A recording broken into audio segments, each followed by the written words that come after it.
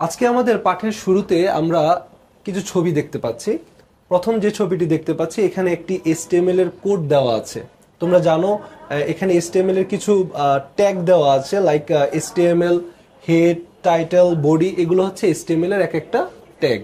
So পরের যে ছবিটি দেখতে পাচ্ছি এখানে তিনটি সফটওয়্যার আমরা দেখতে পাচ্ছি, একটি নোটপ্যাড, নোটপ্যাড প্লাস প্লাস এবং সাবলাইম টেক্সট। এগুলোকে টেক্সট এডিটর বলা হয়।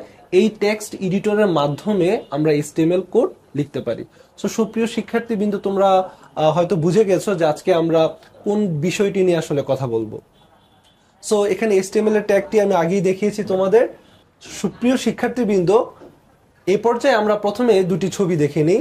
দুটি ছবি দেখে তোমরা বুঝতে পারছো যে আসলে এই দুটি হচ্ছে একটি বিল্ডিং এর ছবি, কিন্তু বিল্ডিং এর এখানে কাজ সম্পূর্ণ হয়নি, বা এখানে দুটি বিল্ডিং এর ছবি দেখতে পাচ্ছি যেগুলো খুব একটি সুন্দর বা ইন্টেরিয়র করা নেই, জাস্ট ইট, বালু, সিমেন্টের মাধ্যমে তৈরিকৃত একটি স্ট্রাকচার মাত্র। পক্ষান্তরে আমরা এখন আরো দুটি ছবি দেখব। এখানে দুটি ছবি দেখতে পাচ্ছি, এই দুটি বিল্ডিং কিন্তু খুব সুন্দরভাবে ডিজাইন করা হয়েছে। এখানে দুটি বিল্ডিং এ কালার করা হয়েছে, ইন্টেরিয়র করা হয়েছে, দেখতে খুব সুন্দর মনে হচ্ছে। সো আমি যদি আগের ছবিটার সাথে তুলনা করি, এটা দেখতে খুব একটা সুন্দর মনে হচ্ছে না। সো এই ছবিটাকে আমরা HTML এর সাথে তুলনা করব, আর এই ছবিটাকে আমরা বলবো HTML প্লাস CSS। সুপ্রিয় শিক্ষার্থীবৃন্দ, তোমরা হয়তো বুঝে গিয়েছো আসলে আমি কি বলতে চাচ্ছি।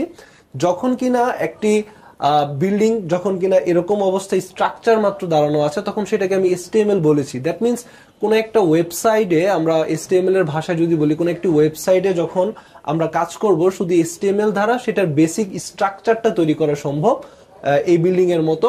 আর ওই HTML কোডে যখন আমরা CSS অ্যাপ্লাই করব, তখন বিল্ডিংটা আসলে অনেক বেশি সুন্দর মনে হচ্ছে, ইন্টেরিয়র মনে হচ্ছে। দ্যাট মিনস CSS এর মাধ্যমে আসলে বিভিন্ন কালার করা যায়, ডিজাইন করা যায়, স্টাইল করা যায়।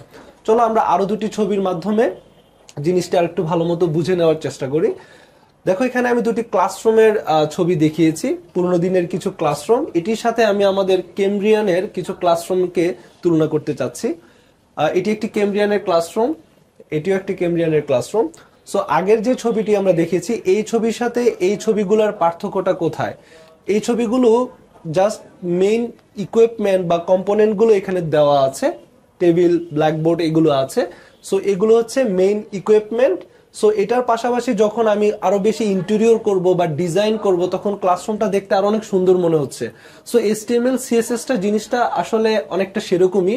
HTML হচ্ছে এরকম একটা বেসিক স্ট্রাকচার আমরা দ্বারা করা HTML এর মাধ্যমে, আর সেটাকে প্রাণবন্ত করার জন্য, আরো সুন্দরভাবে উপস্থাপন করার জন্য আসলে আমরা CSS এর সাহায্য নিই। সো সুপ্রিয় শিক্ষার্থীবৃন্দ, এই পর্যায়ে আমরা HTML এর ফুল ফর্মটা একটু দেখে নিই।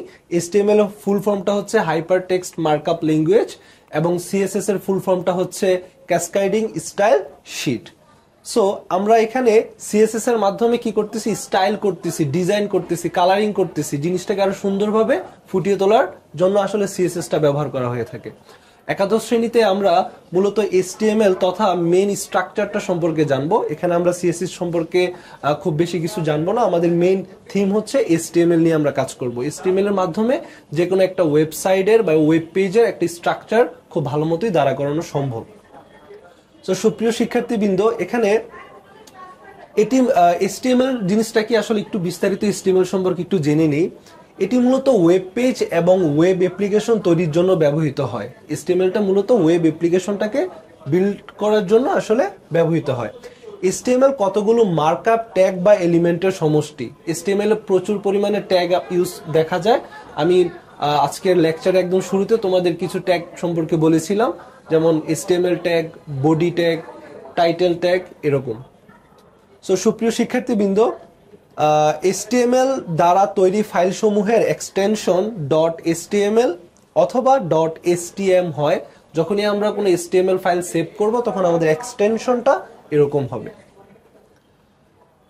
হাইপারটেক্সট বলতে বোঝায় টেক্সটের মধ্যে টেক্সট। আমরা জানি HTML ফুল ফর্মটা হচ্ছে হাইপারটেক্সট মার্কআপ ল্যাঙ্গুয়েজ। এখানে হাইপারটেক্সট কথাটা বলতে বোঝানো হয়েছে টেক্সটের মধ্যে টেক্সট।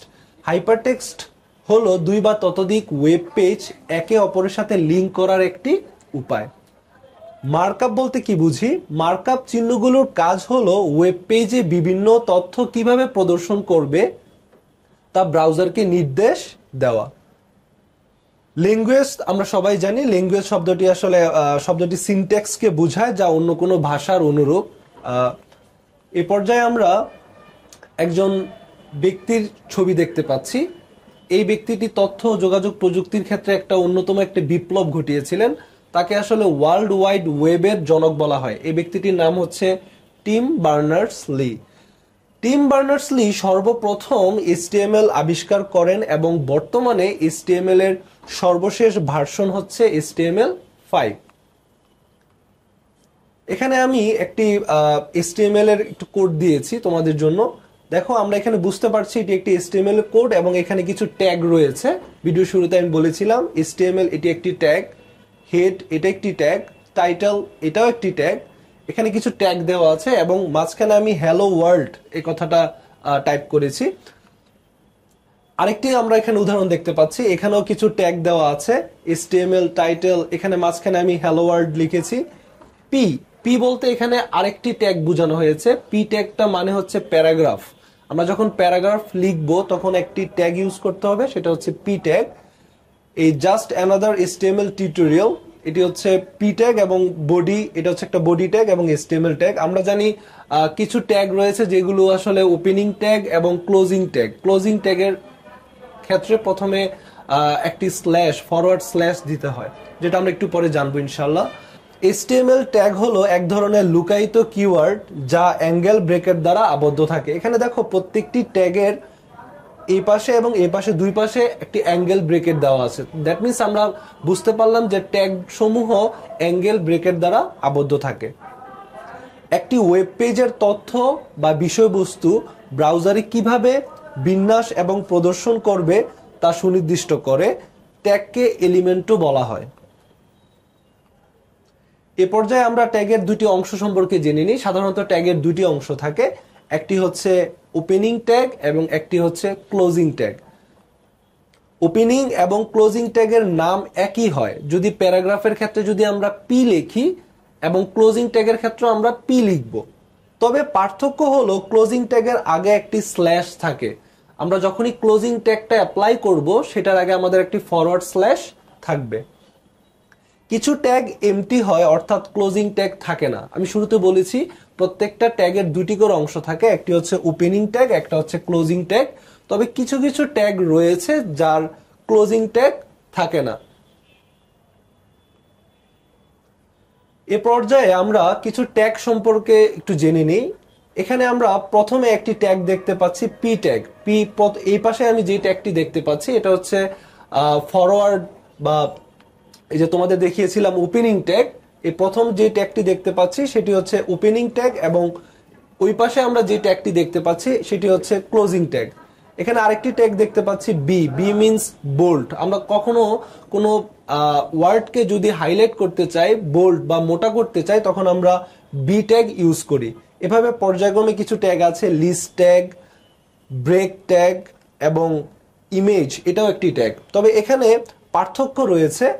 প্রথম যে তিনটি ট্যাগ আমরা দেখতে পাচ্ছি এগুলোর ওপেনিং ট্যাগ আছে এবং ক্লোজিং ট্যাগ আছে, কিন্তু নিচের যে দুইটি ট্যাগ রয়েছে ব্রেক এবং ইমেজ, এই দুটির কোনো ক্লোজিং ট্যাগ নেই। দ্যাট মিনস এটা শুরু হবে ব্রেক বা BR দিয়ে, এটার কোনো ক্লোজিং ট্যাগ থাকবে না। এখানে কন্টেইনার ট্যাগের কিছু উদাহরণ দেখতে পাচ্ছি, প্যারাগ্রাফ এবং লিস্ট। যে সকল কন্টেইনার ট্যাগের ওপেনিং ট্যাগ থাকে এবং ক্লোজিং ট্যাগ থাকে সেই সমস্ত ট্যাগকে আসলে কন্টেইনার ট্যাগ বলা হয়। এবং যে সমস্ত HTML এর কোডে যেখানে শুধুমাত্র এমটি ট্যাগ ইউজ করা হয়, দ্যাট মিনস সেখানে ওপেনিং ট্যাগ এবং ক্লোজিং ট্যাগ থাকবে না, শুধু একটাই ট্যাগ থাকবে যেটি ওপেনিং ট্যাগ, সেটা হচ্ছে এমটি ট্যাগ।